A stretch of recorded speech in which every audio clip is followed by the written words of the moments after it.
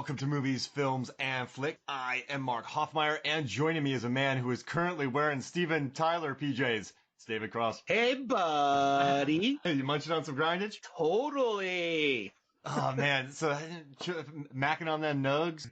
Macking on them nugs. Yeah, that still works today, you know. I walk down the street and I'm like, hey, Nug, what's up? But she just keeps walking. I don't think she gets it. Hey, I have a quick question for you. There's a scene at the end where Grandpa Walter calls Travis a scumbag.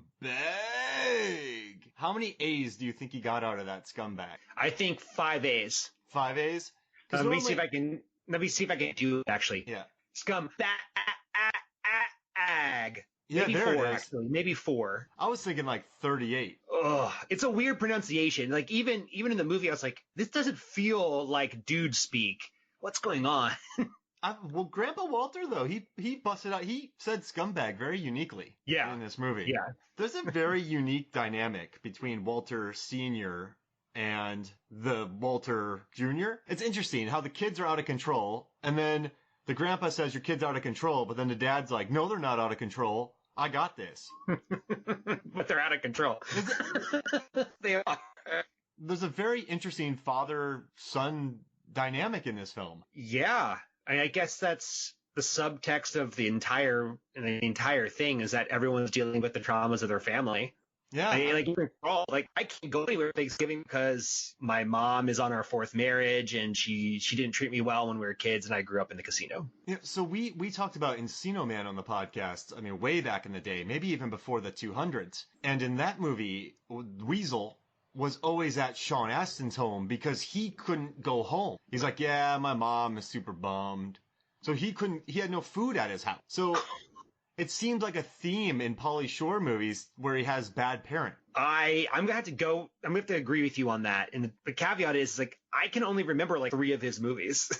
Encino Man is good. So in that podcast, Jay Cluett and we talked about the engineering brilliance of Sean Astin and Pauly Shore because they got a 1,000-pound ice block out of a swimming pool hole using only a swing set, a modified rope. They somehow got a rider lawnmower into a hole.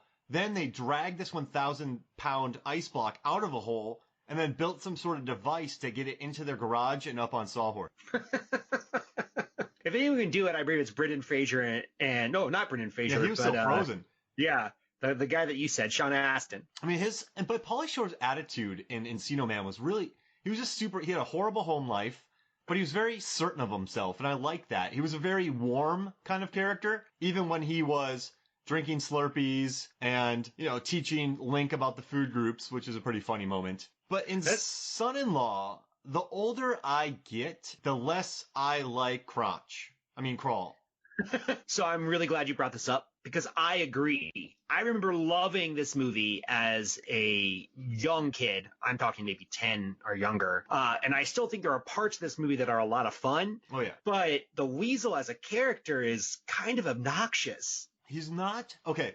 So I kind of forgive him for his fish out of water antics because my family, they have a farm in northwest Iowa, large farm, and you see sometimes like city folk go out there and they really act like it's a novelty. Like, hey, let's go slap some hogs. Let's put on some overalls. Let's say yeehaw. But Iowa and South Dakota are not exactly the country. They're not, thank God I'm a country boy territory. Like it's not like this, you know what I mean? It's not like, but in this, Pauly Shore's like, you're inbred. But incredibly rich farmers in South Dakota are not inbred. Yeah. That's kind of the line that sticks out to me is that he asked if 2 different people were inbred. And at the beginning, he's like kind of being weird to Becca. Yeah. But then he just says it to those random people when he's in the town. And I'm like, what a dick. Like, you don't just like walk up to someone and be like, you inbred? Like, now, can we forgive him because he's a 25-year-old? Well, no, he's about 25 years old. He's from LA. He's unparented. He probably acts out for attention because he never got any from his mother. But when I don't think he means it maliciously. He just means it ignorantly, but it's still not something you say to complete strangers who are elders. Yeah. I don't think he has a filter.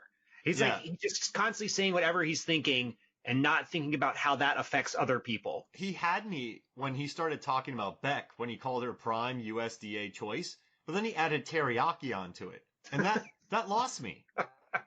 So let's just do this now, actually. So Pauly Shore's character, the Weasel, talks in dude speak, and dude speak, from what I understand, is him just making shit up. Yeah, so he's just out there. He's wheeling and dealing. He's freestyling. Yeah, because I read a interview with him from 1991 in some tiny newspaper, and he literally just said, he's like, I make all this stuff up. This isn't like I have a dictionary. I just start talking and weird things come out. Like Wheeze the Juice, and then that The became juice. Wheeze the juice. I mean, that's okay. In our lexicon, Wheeze the Juice is a thing, and so is grinding, right? Yep. Yeah. Yeah. So he willed those into existence, would you say? I do. And I think people don't realize how popular he was from like the late 80s to the mid 90s. So with inflation, right? Son-in-Law, with inflated domestic totals, made $64 million, $36 million in 93. $64 million. I mean, that's more than Dr. Sleep. That's more than Charlie's Angels. That's more than a film that gets released. And this wasn't released in over 3,000 theaters. This didn't see the massive release that movies do now. So Pauly Shore in 93 was a bona fide star. Oh, yeah. He was a star up until mid 90s, when I think people realized all his movies were getting like 21s and 20% in Rotten Tomatoes. Not that Rotten Tomatoes existed, and it's another way of saying they weren't actually that great unless you were a little kid. Now, I went and watched In the Army Now, and I haven't watched that movie in years, but I, in my head, if someone had to say, do you think it's funny? I would say yes, because I love David Alan Grier doing the scorpion on his back bit. I love the suck on this a one time, and he shoots the rocket launcher backwards. It's, yeah, I mean, you just put him in silly situations. You put him on jury duty, like Ernest, and Ernest goes to jail.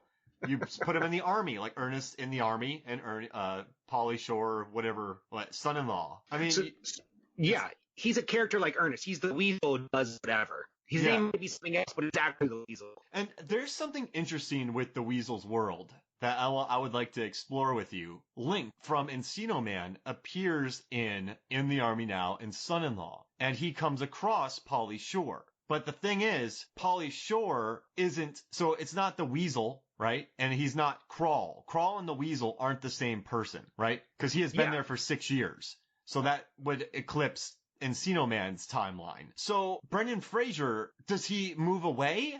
And is he confused by these clones? Is it a Pauly Shore clone? So what I'm thinking is that the Weasel was actually triplets. Oh. These are all Weasel's brothers, and these are all movies in the Pauly Shore universe following the Weasel family. I mean, they're connected. Yeah. They are, I mean, Weasels are low to the ground. Crawl, I would assume you're on the ground. I forget his name in the Army Now. But Link, what is Link thinking? He's probably not thinking too much. And how does Link get into the army?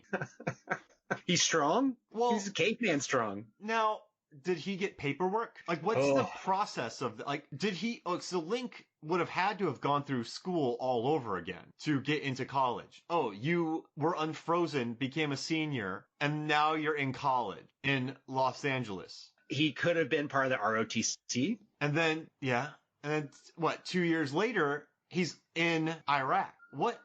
How did they fudge documents for him? Yeah. Or let's be honest, they're like, you're a big strapping dude who wants to join the army. Let's just get it over with.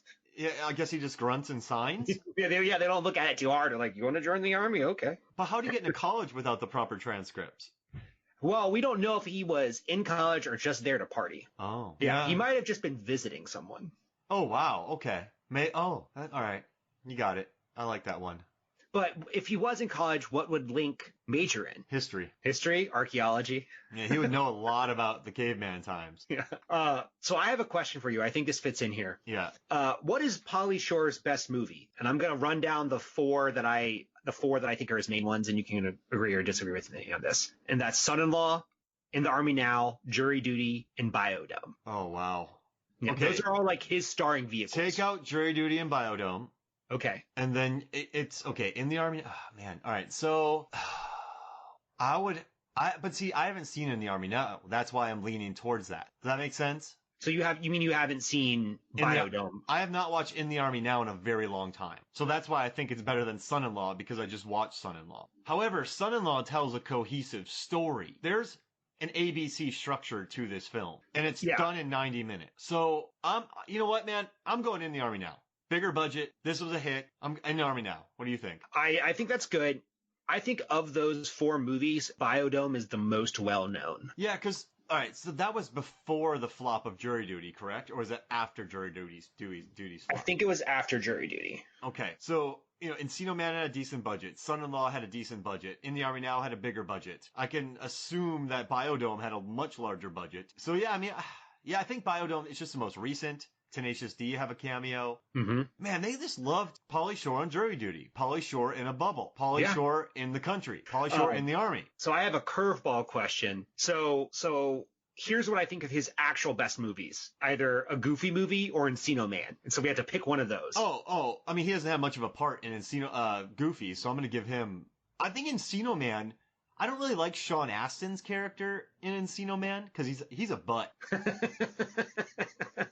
But I do think Brendan Fraser's very good. I think there's star potential in Pauly Shore in Encino Man. There are dimensions to him. He's very likable in that movie. So I'm gonna give it to Encino Man. Yeah, I agree. Well, listen though, like Pauly Shore, he had some charisma. People liked him a lot, and he does have a natural presence on screen for not being an actor. I just think his shtick, much like Chevy Chase, who had more hits, of course. He just started relying too much on his shtick, not an actual character. Yeah, it was again, the Weasel does X, the Weasel does Y, and he wasn't as likable, actually. Yeah, it's just, I remember him being more likable in the Army Now. In this one, between the inbreds, and there's a scene where, listen, it's the 90s, he's 25, but he walks up to her and he goes, what does he say to her? I got it. He's like, undiscovered territory, and he's like, you're inbred. Then he calls her prime USDA choice teriyaki, and I'm kind of Fresh meat. I was like, kind of get away from her, man. And Yeah. Everyone kept calling her a hick during the Halloween party. They said to her, hey, what are you, like a hick doing laundry? I'm like, Carla Gugino's an immortal. She does not age. She didn't look like a hick, did she? No, not at all. So I had that same problem with this film, thinking about how it really stereotyped farmers. But then I started thinking about it. It also super stereotyped people from California. And as someone who lived in California for a while, it's really not totally like that. You have regular people there. Yeah, right. Yeah, Holly weird. Yeah, I mean, everyone's basically a caricature in this film. You have the saucy brother. The saucy, horny brother who's doing really inappropriate stuff. Saucy, horny brother he's good though, that kid. I like him a lot, Zach, that actor, kid from Sandlot. He does a good job in that, Patrick Renna. Then you have the dad who's kind of, you know what though, like her dad's not that bad. He pays for her to go to a cross-country school. She comes home with a fiance named Crud. Like, he's not that bad. Like, she seems very well adjusted, the daughter. And the mom, I like the mom in this. She seems very accepting. And there's a part which annoyed me. When Pauly Shore faked proposed to Carla because she didn't want to get married to Travis, which is weird that he proposed. But then the mom's like, listen, you don't know this guy, and you just brought him home. He's weird. And then Rebecca, just is like, no, Mom, you just don't get it. You're out of touch. I'm like, no, I think the mom gets it. She's very kind. Yeah, he's weird. He's a weird dude with no filter. She said, so the mom was not wrong. And then Carla's yelling at her for a lie. Rebecca. And I felt bad for the mom. But then he dresses her up and oh man. When he says that she's giving him a semi, I was like, man, did Pauly Shore just tell his mother-in-law that she was getting him horny? This is, Yes. So my girlfriend and I were watching it, and in that scene, she was like, oh my God. She literally was like, I can't believe I just saw that. No, I guess, all right, so this is the character, and we're obviously overanalyzing in the eyes of 2019, we're in our 30s. I think his character, the Weasel, said that in all earnestness. His character. In the real world, that doesn't work, but in the son-in-law world, I guess that's a nice comment. It's a compliment. Yeah. It's like, you're you're hot. You should show it off more. Like, And he's not really giving him a semi, but he's trying to say that she's attractive. Yeah, and so in this world, like in The Happening, everyone speaks like they do in The Happening. That's just normal. In this world, things like this are normal, right? They have to be. Yeah. And then he goes up and starts singing. That's pretty funny. I gotta tell you though, this movie does fly by though. It's 90 minutes. The acting across the board is totally fine. I don't think there's no bad acting in this movie. I mean, maybe Pauly being a little crass. The camera shots are great.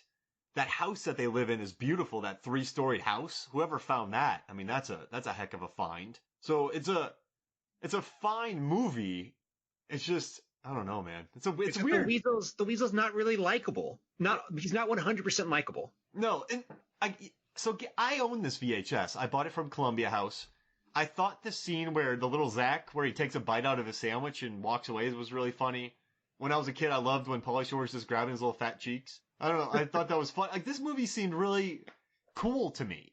Is that what you thought? You watched this every Thanksgiving. That's why. So that's why I wanted to do this, I wanted to do this movie for 2 reasons.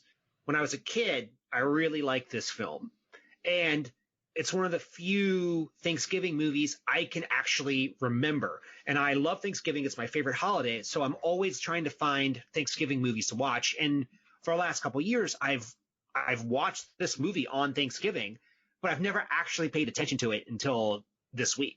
Huh, like actually analyzing it? Yeah. And like analyzing it now, I'm like, what's wrong with me? Like, why did I like this movie? Like, I agree with you. There's a lot of really funny things. Like, him farming is great. Changing into different clothes are great. Some of his language is actually really funny, and he's sort of with the younger brother. But there's also these really cringy elements to it that I don't like. Like I don't want to make fun of this movie. I don't want to hate on it because I do have like a soft spot for it. But the inbred thing really put me off. The semi really put me off. Yeah.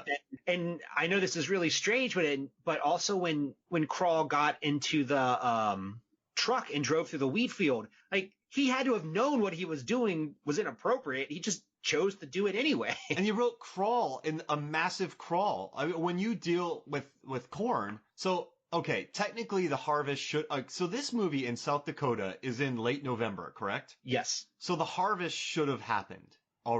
The harvest is done, but there are some large corn stalks. Yeah. It was an unseasonably warm November in South Dakota. The one thing so I got 2 things out of that scene. Yeah. One, I can't believe he did that, which makes you sound really old, 10-year-old me doing like, yeah, whatever, boomer.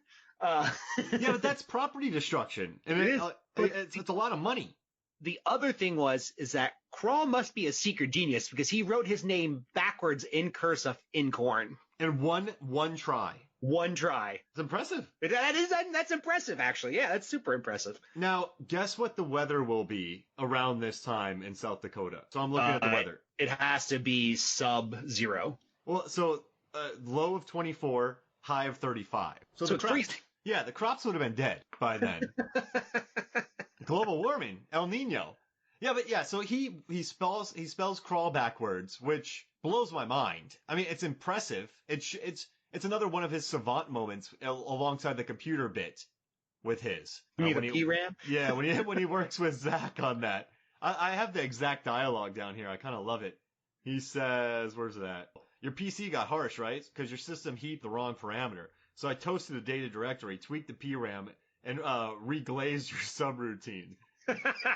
Doesn't make any sense. And it worked. Oh, and I also, yeah, I mean, you know what though? I like that scene. That's a scene that added something to his character, right? Yeah, he's clearly, there is a sympathy you have for him, right? You're like, oh, here's this guy who was acting out and he doesn't want to grow up, trying to relive his youth because he didn't really have one. So he's been in college for 6 years, and then he goes home and he sees a normal family and how they sort of interact, and he probably doesn't know what he wants to do. Like, there is a story element here that's pretty good, and this movie does move fast. It just has cringy things that I know were cringy even in the 90s, but still made it to the film. Now, I guess I kind of feel for him because I was a slightly feral child of the 90s, and I went to a Boy Scout event one weekend. And I got kicked out after that weekend because when when you don't have supervision and you're around normal people, you don't really know how to act, right? So times that by a man-child 25-year-old in the woods. So you know what?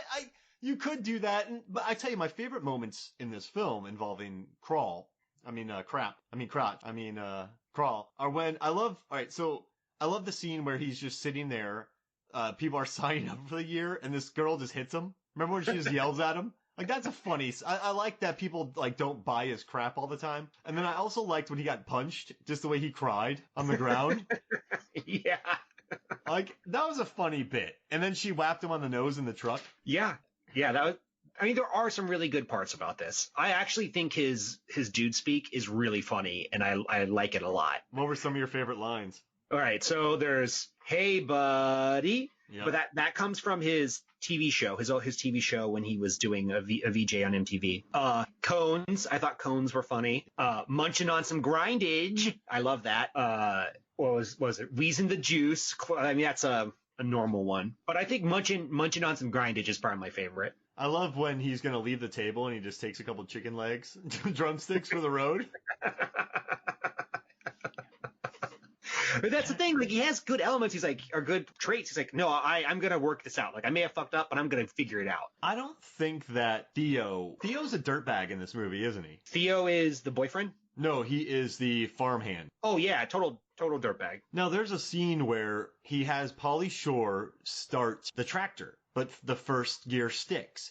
So Pauly Shore runs through a fence. Now, Theo knows that's going to happen, and he lets it happen anyway. So he causes property destruction to his boss's house. He's not a good employee. No, he's not. I mean, that's clearly spelled out by the end of the film.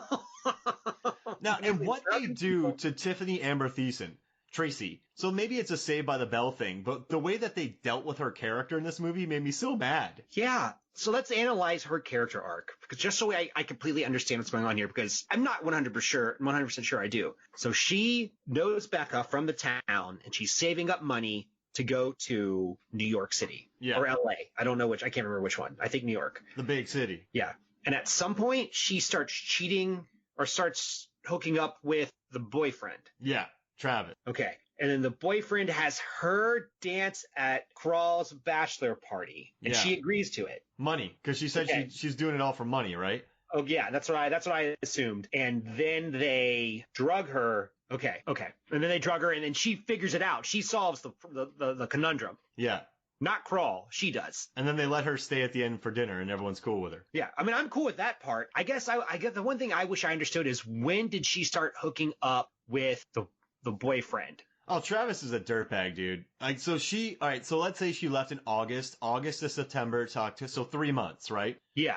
And she calls him one time when she's really sad, and he's like, what do you want? So I'm thinking a couple weeks. Yeah. I mean, that's probably more realistic, but I don't want Tiffany Amber Thiessen's character to be treated like that. Like, I want it to be like, they broke up, and then the next day, he hooks up with her, and he's probably had like a flirtatious relationship with her the entire time, and like kept her in his back pocket. Well, he was planning on getting married to Gugino while he was still with this girl. So I think she just wants out of this town. He's probably one of the, he's a good-looking dude. Guy's got a jawline.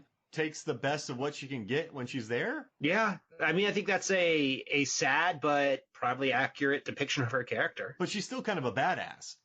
Oh, yeah. She's totally rad. Yeah. Yeah, she'd be fun to actually hang out with. Like, seems like, and then that guy, though, Travis, he's still wearing his Letterman jacket after he's graduated. Yeah. So he's also like 18 and a half in this film, despite looking 30. He's a grown man. Yeah, he's a grown-ass man playing an 18-year-old. So that's one of the things we have to remember. Like, he's very young. Like, he just graduated from high school. So he's probably a little mad that he's not talking to his girlfriend, right? She left him. He probably can't compartmentalize. What's the word? Compartmentalize his feelings correctly, because he's probably never expressed them. He realizes, she's gone. So then he seems like he needs someone to treat badly. Like, remember that scene where she's going to leave and she's like, I'm not going to sleep with you tonight. He's like, why not? Like, so he's why not? You're leaving. He's very bratty. So he probably did this in spite, right? And Yeah. And, this is an 19-year-old proposing marriage to a girl that moved away from him. So, Because he also doesn't know what to do. yeah, and maybe he feels if I get her locked up, I'll have control of this situation, but he's still not old enough to be able to think about this, these things on an adult level. Yeah. Yeah. Wait, how is Tiffany Amber Thiessen a bartender then? How is she? They're all 19 and drinking. Well, you don't know how old Tiffany Amber Thiessen is, because unless she was at the graduation. Was she at the graduation? Yeah, I think she was, actually. She was there, yeah. You can be 18 or 19 and serve drinks. You're just not supposed to consume them. Got it. Yeah. All right, yeah. So let's chat about Rebecca. Should she have broken up with her boyfriend before she left, or like once she got there or something? Because it felt like he had some grievances with her, legit grievances. Oh, I mean, yes, she should have, but I also think these are 18-year-old kids. And, the more you see, the less you know. She thinks, hey, this is my sweetheart. We're going to stay together. I'll be back. And then she goes to LA and just realizes the world is so much different. And she kind of starts going for her independence because she probably, that town, everyone knows your business. So when she moves to LA, she probably starts, she called him a lot though in those first couple months. That's true. He blew her off. Yeah. Like, what do you want? Yeah. So she kind of needed him in the beginning and he might have liked that and he was kind of punishing her. But her big swing comes during Halloween. And so in less than a month, she gets her hair done. She becomes a totally different human being in 1 month. I'm laughing because I did that one time. Oh, did you? What'd you do? Yeah, I dyed my hair bright blonde, got a tongue piercing, then I spiked my hair, and then I wore almost exclusively black turtlenecks. Whoa. I went straight, just changed completely. How old were you? 19. Oh, wow. That happens, right? That can happen. Yeah. It's like, I grew up, I wouldn't say I grew up in a small town, but I was like, I'm away. I can do whatever the hell I want. And you know what I think though, during that time when she didn't call him for that month, I want to know more about this David Cross, by the way. I had a mohawk for a while too. I had a crazy mohawk. But then he starts losing control of the relationship because she doesn't need him as much anymore. Then he finds out that she's bringing this guy back for Thanksgiving. So in desperation, this 19-year-old kid who's used to getting what he wants proposed. Yeah, and I think since so too. She's probably never had to make that big of a decision in her life. That's why she kicks Crawl, because he's the older guy in this situation. Now, this is a 25-year-old man who came home with a freshman to her home in South Dakota and is faking being married. So he should be more mature than what everyone else is in this. Yeah. He's like, no, I've already asked him to marry me. It's like, it's actually really funny because it's a total thing he would do.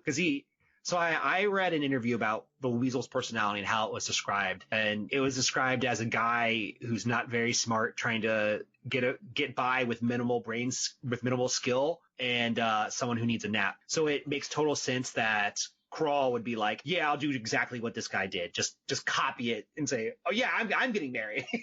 Oh, so, yeah, he just goes for, because he said he freaked out because if you think about his life, who pays? So his mom has money, right? And she just keeps him in college for 6 years. I guess she has to, unless being an RA does it. Now, I'm sure that probably pays his tuition and he gets free stay. Also, as an RA, I think he's pretty good. Now, there's a crazy atmosphere in this area, but people do listen to him when he kicks them out of rooms. There is a camaraderie in his hall, would you say? Yes. So he's not bad at being an RA. No, it feels like one of those things like, you can do what you want, but when I tell you that something's wrong, you stop. And when he saw that she was really suffering, he took her under his wing in kind of a platonic way. Semi, yeah.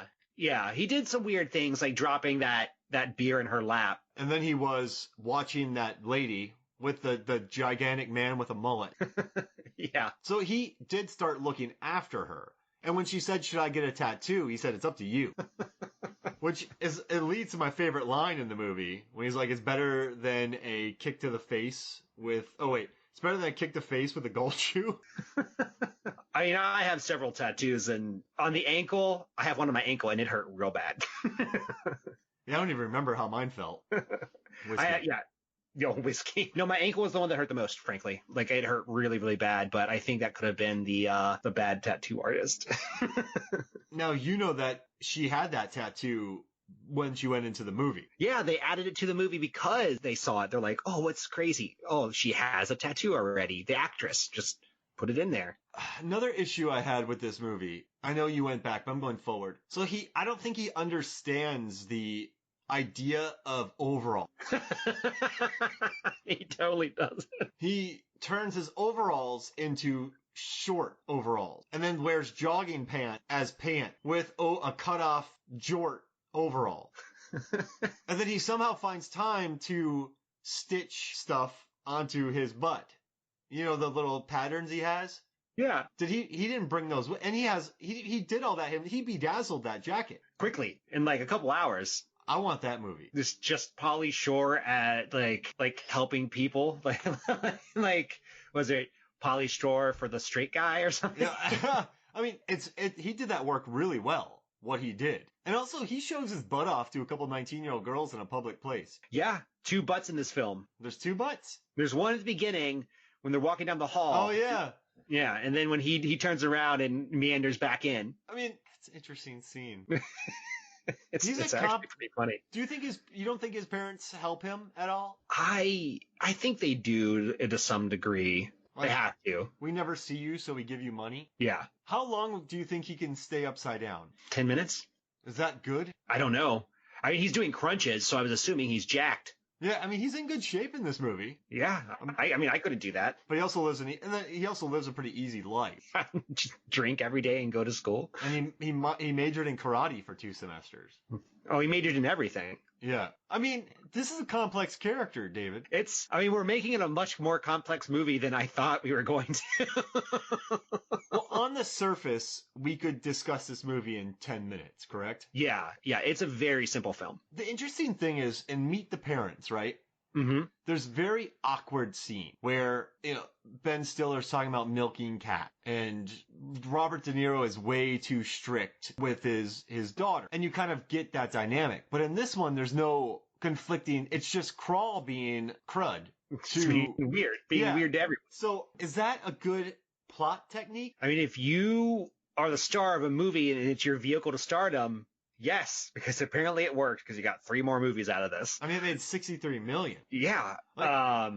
Movies and this had a solid 4-week run. So this didn't drop off too much for 4 weeks, which is word of mouth. So people enjoyed this movie. So they liked him being a jerk to country folk. That's America. Yeah. Here's a question. So who is this movie for? Like what age bracket? That's a really good question. Okay, so this was 93. Mm-hmm. So I was 11. And then let's say, the VHS comes out when I was 12. I would say that demographic. Yeah, I guess tweens, like 10 to 12-ish. Do college students go to this? I don't know. It feels like a kid's movie until you watch it, and then there's adult parts to it and adult humor, and I'm just like, I don't know how to place this. I don't know where it should fit. Like young boys is like the best I can get, but not even like 15-year-olds, like 10 to 12, like when they don't quite get everything, and there's a couple jokes for parents. Yeah. But all right, so I'm just going back to 12-year-old me watching this. I'm not trying to be gross, but we grew up with Saved with the Bell. So then that Tiffany Amber Thiessen dance scene, the new language by Pauly Shore, he feels cool. So at 12, you're like, Kelly Kapowski's dancing around, and this guy, man, he is hipping with it. I think you're right. It's ideal 12 to 13-year-old kid movie. Yeah, that's the best I got. And is this a Disney movie? But this was the MTV crowd. Yeah.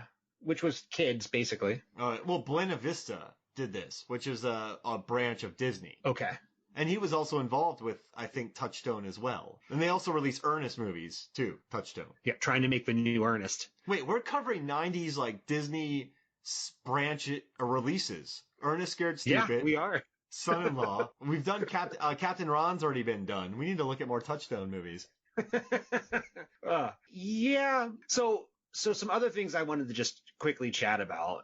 So I know I talked about how I really love Thanksgiving movies, I love Thanksgiving, but I find I struggle with Thanksgiving movies. So I made a list of Thanksgiving movies for your audience, and so in case they're struggling as well, they can go out and find this Thanksgiving movie. Yeah, please tell me. So one is Alice's Restaurant. Are you familiar with this? I've never even heard of it. So it's based off a song. It's a satire, and one part of it, the very beginning, takes place at Thanksgiving. I think it's Woody Guthrie plays himself in it. So every year at noon, at a channel thing that happens, I do it still at noon. I'll put it on Spotify on Thanksgiving. Planes, Trains, and Automobiles. Oh, yeah, that's a good one. Yeah, that's probably the best one on the list. Yeah, Thanksgiving. Oh, brother. I haven't seen all of it. I tried to watch it one year and everyone made me turn it off. They're like, no. So I'll get to it. I hated its face. I think I need to watch it with like-minded people. Yeah, I think so. There's 3 of them, so you could make a trilogy out of it. Dutch. Do you remember that film? Dutch. No, I do not. Yeah, it's with the grandfather from Modern Family. Oh, yeah. Ed O'Neill. Yeah, Ed O'Neill.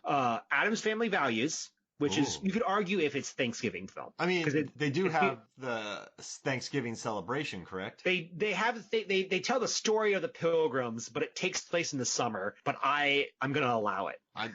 That's my favorite one so far. And this is an oddball. Sweet November. Sweet November. Is that the one with Keanu Reeves? Oh, yeah. Yeah, it takes place all through November, so it's sort of a Thanksgiving movie. I like that. Yeah, because it's hard. It's like Thanksgiving is not quite. It's not as popular as Christmas, and it's sort of hard to find a movie that relates. National Treasure. What? So I just wrote an article for Rotten Tomatoes that posted on the. Well, this is going out later, but if you type in Mark Hoffmeyer Rotten Tomatoes, you'll see my National Treasure article. I'm celebrating its 15th anniversary. I watch that every Thanksgiving. That is such a good movie. I wish we would have got a trilogy. I mean, you know what's crazy? Combined with inflation, the movie made $1 billion. The 2 movies made over $1 billion worldwide, and there's no third film. Do you think you could still do it now? Yes, and I'm saying there is. I think with Disney Plus, they should put out a $50 million 2-hour film. Bring back everyone. Everyone says they'd want to do it. Do it. Those movies are like Indiana Jones, the Da Vinci Code combined. Yeah, no, exactly. So I did some research on it, and Disney wasn't expecting much. They kind of dumped it in the theaters, and it was originally supposed to be Touchstone, but then it was released under Disney, and it was #1 at the box office for 3 weekends in a row, and it was the #1 movie for 20 straight days. Wow. It also had an A- cinema score, which is excellent. And a Disney executive, after it made tons of money, called it a 4-quadrant movie because it got men, women, couples, and the 18 to 34 demographic. So people of all ages were watching this film. But this is also when Surviving Christmas was out and Christmas with the Cranks. Those are crappers. So people were going to the theaters and watching this movie multiple times. It was a 4-quadrant movie, and it was a massive success. And it's fun. And Sean Bean lives. You go read my article. It's a good one. I wrote a good article for Rotten Tomatoes. Sean Bean lives. It's good. Hey, so how about this? Let's take a break. And when we come back, we'll talk more Son-in-Law, and we're going to put together a very weird squad. You looking forward to that? Oh, let's do it. All right, we'll be right back. Welcome back to Movies, Films, and Flicks. You have some questions for me, don't you, David? I do. So we mentioned this earlier, but my favorite line is munching on some grindage. So I want to know what exactly is the optimal grindage to munch on. Are we talking about for me or for Pauly Shore? Okay, that's the start there. I was thinking of it in lines of all of us, the world. What maybe I'm wrong about that now that I think about it. Let's go with Pauly Shore. What would Pauly Shore say is the optimal grindage to munch? Okay, so it's 3 things. It has to be free because in a lot of his movies, he doesn't have much money and he doesn't like going home. So in this film, when he's eating for free at an Encino Man and Son-in-Law, he's loving it. He's getting delicious free food that he would never get at home. So it has to be free home-cooked food. Then he has to go to a 7-Eleven and get a Slurpee and parts of the food group. So M&Ms, Starburst for fruit, like various things. So he would eat a free thing and then go to 7-Eleven for dessert. Okay. I think that's pretty good. I really like the free portion of it. I think that's correct. I put some thought into it. Yeah. So I was thinking about it in terms of more literal. So grindage is a play off of you grinding with your teeth. So whatever grindage is, it can't be smooth. It can't be a smoothie. It can't be like soup. It has to have a texture to it. And preferably, I think something crunchy. When I was putting my thoughts together, I really thought it would be like some type of crunchy French baguette sandwich. I don't know if that's actually right now, because I was thinking about like the idea of the crunch, and maybe it's more like if you're munching on something, it's not a meal, and a sandwich is a meal. So grindage might be like chips. It might be popcorn. I'm really seeing Doritos right now, the red ones. Nacho Doritos, cheese. nacho cheese. That is some grindage. I don't think he's Cool Ranch. No, I don't think he's Cool Ranch either. Do you think he's a Takis guy? No, I think I think he likes the triangular shape of. I don't think he likes spicy. Yeah, I can see that. How do you think he would handle nachos? Do you think nachos is the optimal grindage food? I don't think he could handle the cheese. The cheese, okay. I don't think he's good with dunking. Does that make sense? sense? It does. It really does. I like the idea of him like scooping with something with a chip, because it's more sustenance. So, he's getting his nourishment, but it's, still kind of junk foody. He could do salsa if it was in a bowl and not the jar. That's a very good read. Do you think guacamole's is it too fancy? I think he'd be down for guac. I think he would see that as he's in California. I think he would see that as almost a luxury, though. And he would kind of act a little too cool and make comments about it, but it would be mostly gone when he left. So what I'm thinking is that optimal grindage is free chips and salsa at a Mexican restaurant. Yeah, that's perfect. That is, I'm really happy we came up with that. Like the kind of watery salsa. Yeah, it's not good salsa. Man, he would eat that all day. Another question I have for you, again related to the Weasel. What was the Weasel's best outfit in this film? Oh, hands down.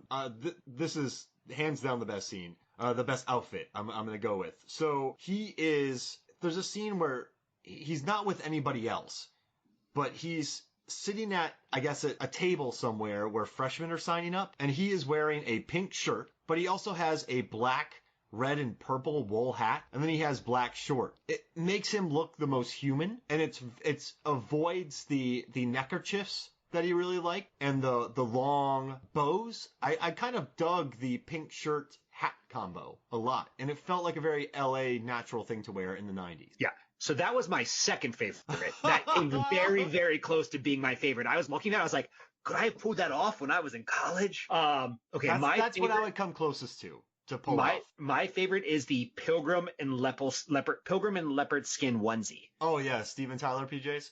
I don't understand that joke, but I laughed so hard when he jumped out of in the hallway in that, and I was like, yeah, you wear that, dude.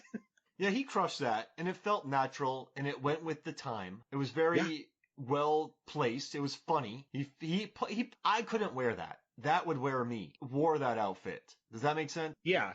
What's great about his character, and I actually do really appreciate this, is that he wore whatever he wanted and didn't care what other people thought. Mostly. I mean, he did go get some rustic wear, but that's really hard to do, to be that comfortable with yourself. I felt like the outfit, though, when he gets punched by that lady, was his most natural. I felt he knew he was going to get a rise out of people when he showed up in some of those outfits. Yeah. It felt the most at ease and it showed his most humane human moments. The jester cat. Now, I got something for you. I know you got one more thing, but I got something crazy for you. All right, real fast. Let's draft a quick Carla Gugino movie squad. Just movies, or do you also want TV shows? Just anything. Anything Carla Gugino. And we're gonna have the same list, but okay, let's do it. All right, so you go first. Okay, so I like her the best in The Haunting of Hill House. Okay, oh man. We're gonna have the same list. She's great in like everything. Okay. So I'm gonna quick go with Gerald's Game. Oh, that's good. I'm gonna throw a curveball here. Spy Kids. Oh, that's strong. So I'm gonna go with Sin City. Oh, that's really good. Okay. Okay, I feel like we're missing a big one here. I think we're both dancing around it. Watchmen. Oh, I was gonna say that next. All right, so you got Watchmen. All right, let me see. There's a good one on here starring The Rock. Oh no, She's in 2 Rock movies, actually. I just wrote about that one. Oh yeah, 2 of them. Yuck. I just wrote about San Andreas. How Rock's character would definitely go to jail. well, she's also in Return to Richmond Mountain, Oh yeah. the sequel All right. or the remake. I'm going. Oh wait, she's in Justified. She is. You're right. She has a tiny thing in Justified, so I'm going Justified. Yeah, she has a really good career, except I can never remember who she is. All right, you got 2 more. I have 2 more. Yeah, let's do 5. Oh man. Well, here's the thing. Between the lists I've already pre-made because I thought you might ask me this. I'm out. I don't have any more. There's a bunch more on here. Okay, let's run through a couple. Oh no, I don't want to tell you because you might. I can't. We already done. All right, I'll look her up. I'll look her up on IMDb and we'll draft. All right. Because those were just already from a list I already had pulled together. Okay, so you have Haunting of Hill House, Spy Kids, and Watchmen. I have Gerald's Game, Sin City, and Justified. My next one's gonna be good unless you take it. We could pick San Andreas. San Andreas is actually on my list. Okay, do you want San Andreas? Yeah, I'll go take San Andreas. All right, so I'll take Snake Eyes. What? She's in Snake Eyes? Yeah. Oh, here's the question: Do we draft Son-in-Law? Oh crap! Yeah. Yeah, we draft Son-in-Law. We have to put that in here. Oh, so you got. Oh man, I think you just won it. Of course, right?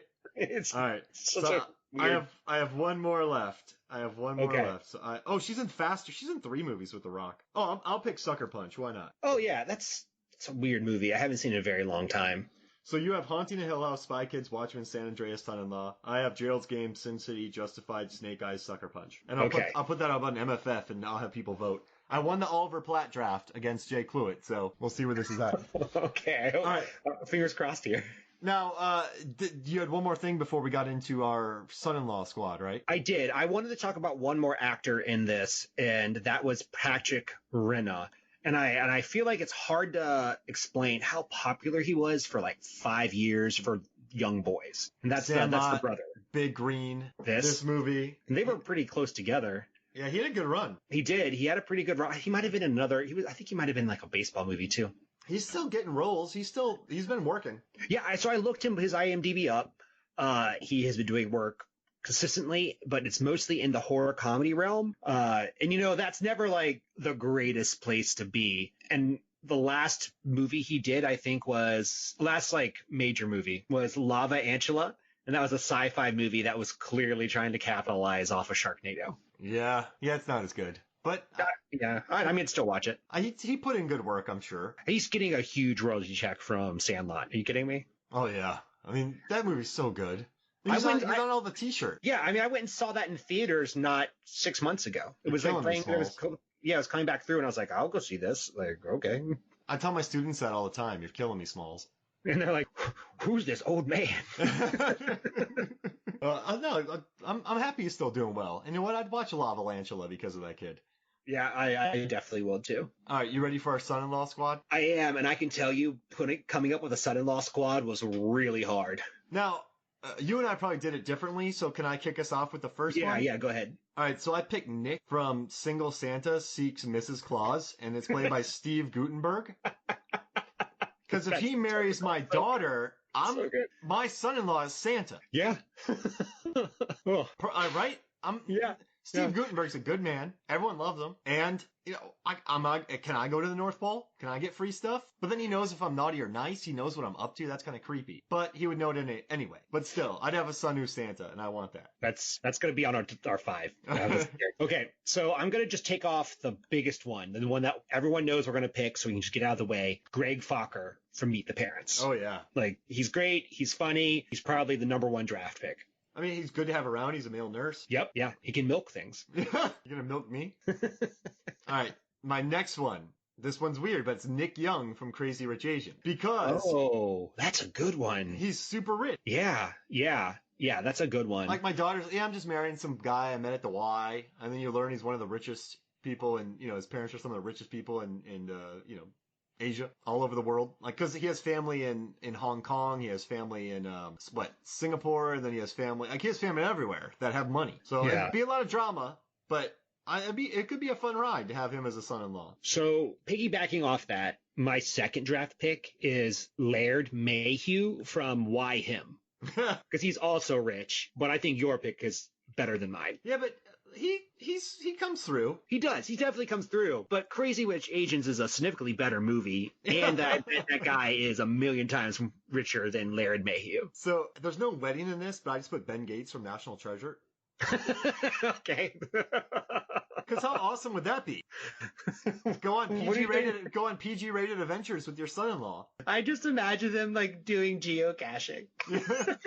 Just like, what are you gonna do this weekend? We're gonna go geocaching across the country. Wouldn't that be great? That would be amazing. I know it doesn't make sense, but I did it. Okay, my next one, staying on the same theme. These are son-in-laws. Ian Miller from My Big Fat Greek Wedding. Oh yeah, he'd be great. He would be great. I really like that actor. Corbett? Yeah. Yeah, I mean, he puts up with a lot. We want him in this one. Yeah, he's good. I'd take him. I love that one. I like both those movies. They're cute. Next. Okay. This is weird, and I cheated, but I don't care. Star-Lord, Peter Quill, because he's related to Kurt Russell. So that means I'm family with Kurt Russell. I came very close to including Star-Lord on my list too. Nice. So I accept it. That's a good one. I mean, aside from apparently he said his spaceship looks like a Jackson Pollock painting, which I would never want to do the data for. But he'd be a good guy to have around. Yeah. I mean, I think it counts because Thanos does meet Star-Lord and chooses not to kill him. Oh, he likes him. Yeah. Yep. Okay, I think that works. Okay, so from here out, these next two I have, they get weird too. Okay, Jake Sully from Avatar. Whoa. Because imagine you're one of the Na'vi and being like, my husband is a human in a clone body. We're keeping that one. That's funny. I like that. So wait, he's just a dude sitting in a cold storage and if he dies, does he die? So I haven't seen it since it came out, but what I remember is that he was a human who would get into this thing and transfer his mind into a Na'vi body, and then he would go interact with the Na'vi. There's some weird stuff going on. Yeah, and I think at the end of the film, he is trapped in the Na'vi body. But I haven't seen it in literally a decade, so I don't know. Yeah, no, you're right. And then he gets transferred into it. So then he's full time. Because he's dying or something. Yeah. All right. My fifth one is Doug Glatt from Goon. Goon, okay. Because it's one of my favorite movies, and he's just the nicest guy ever. So, like, as a son-in-law, just have, like, a nice brawler who's, like, very loyal. I'll take him. Yeah, there's no drama from him, basically. You know what I mean? Yeah, that's good. That's good. I don't want drama. So my last one is Ben Stone from Knocked Up. Is that Seth Rogen? Yes, it is. Oh, man. He'd be a pain. He would. He really would. I really like that movie. So I was like, I'm going to work him in here. Hey, Jay Baruchel's in that, and he's also in Goon. That's true. All right. I want Avatar. I think that's funny. Okay, let's do that one. And I think Santa, Gutenberg Santa is funny. All right, so we got Gutenberg Santa. And Avatar. There's some son-in-laws right there. That's funny. Ian Miller's just a good guy. Yeah, yeah. You need like a chill dude around. Yeah, so we'll take Ian. Yeah. I like the idea of geocaching across the country. So Ben Gates? Yeah, I mean, I want to geocache so bad. All right, so right now we have Nick, Ben Gates, Ian, and Jake. So we just need between Ben, Laird, Greg, Doug, Nick, Young, and Star-Lord. So here's the thing. I think my heart wants Star-Lord, but my wallet wants the guy from Crazy Rich Asians. I'm with you. Let's go with Nick Young. Yeah, let's do it. Because much cool travel. I mean, I guess we could travel the planet with Star-Lord, but I don't know. I don't want to do that. I would rather just take private jets around the world. Yeah, do whatever you want. I like that. So we have Nick, we have Santa Claus, we have two Nick, a Ben, an Ian, and a Sully. I love it. This turned out good, man. I'm proud of this. I am too. It was a fun one. We got a Gutenberg, we have a Nick Cage, and we also have a Carlo Gugino crew that I'm going to lose. I mean, I did have The Haunting of Hill House, so... Yeah, that's the best. Well, this was a lot of fun, man. Thanks for recommending this movie. Well, thanks for putting up with it. I enjoyed our discussion about this film. We got into it. We did. I was a little worried that it was thin as ice, but you can really pull stuff out of it if you try. We explored the nooks and crannies. There is no more nooks and crannies. No more grindage left in this film. Exactly. We ate all the grindage. So hey, no, this is fun, man. Thank you. And then next one, we're doing Scream 4, correct? Scream 4. Can't wait. Oh, I can't wait. So for me, Mark Hoffmeyer, for David Cross, this is Movies, Films, and Flicks.